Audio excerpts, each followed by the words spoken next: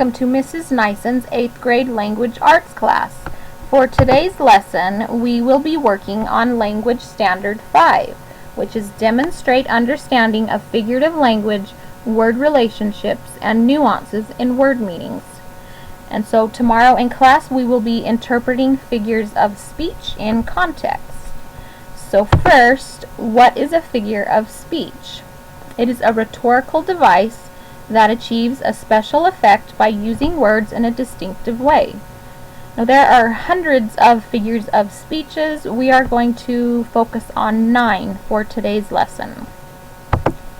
The first one is the simile. Simile is when two things are compared using like or as. So sweet as a honeybee, roar like a lion. And similes also are used to make descriptions more vivid. Now through this presentation I've listed extra examples, so you can pause anytime if you would like to go through the examples, and you can also re-watch the video. Now the next one is metaphor. A metaphor is when you make a comparison between two unrelated things by saying one thing is the other. So the example says, he is a cheetah on the track. So that's comparing he to a cheetah. They're both fast. The difference between simile and metaphor is using like or as. So Molly cried like a baby is the simile. The metaphor would be Molly is a baby. Both comparing Molly to a baby, but just in a different way. Okay, the next one is personification. That's when you give human qualities to animals or objects. So the example, the stars winked at me. That is giving the stars the human quality of winking. Next one is alliteration. That is the use of the same beginning consonant sound in a line or verse. The example is, Peter Piper picked a peck of pickled peppers. Now this is used, when it's used sparingly, it is more effective. Otherwise it is a tongue twister. Now it's the same beginning sound, but not necessarily the same letter. Onomatopoeia. That is a word that imitates the sound it represents. So you have bang, zap, ding dong, and so it can also be used as an interjection in a sentence. The example says, boom, that's how it's done. So that's onomatopoeia.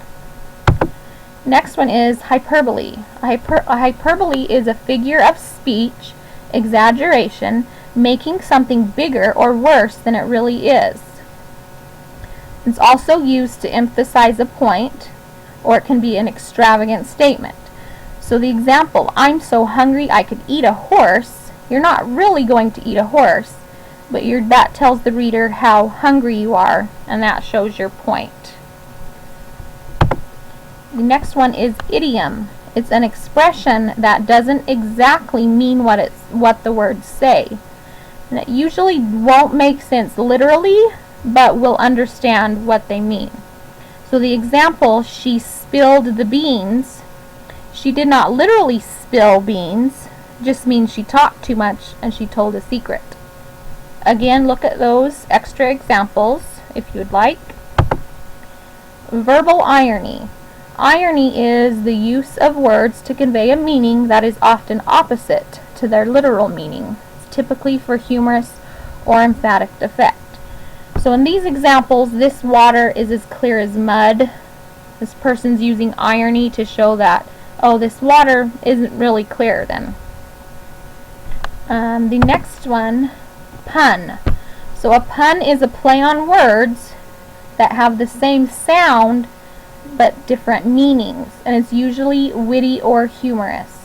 So puns are often used in jokes. Why did the bee go to the doctor? Because he had hives is one example. And then many puns rely on homophones. The example says, reading while sunbathing makes you well read. So again, that's just the play on words. And that concludes this lesson of figures of speech. Thank you for watching. Tomorrow in class, we will be interpreting those figures of speech in a text. We will see you then.